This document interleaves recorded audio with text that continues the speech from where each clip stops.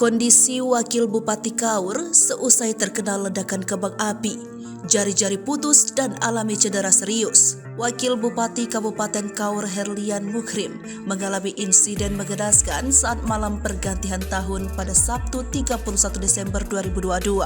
Saat menyalakan kembang api di malam pergantian tahun, tiba-tiba terjadi ledakan hingga mengakibatkan luka bakar yang cukup serius.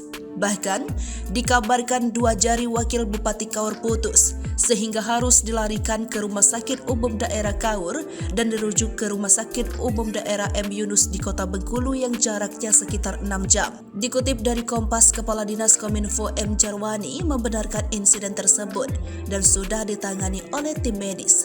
Menurut Jarwani, Wakil Bupati Kaur akan menjalani operasi untuk jari tangan yang mengalami kerusakan. Dalam informasi yang beredar, Herlian mengalami luka bakar dan cedera yang cukup serius. Terlihat dari foto-foto yang beredar, Herlian tampak lemas tertidur di ranjang rumah sakit. Kondisi sang wabub melemah lantaran jari-jarinya putus akibat insiden ledakan kembang api.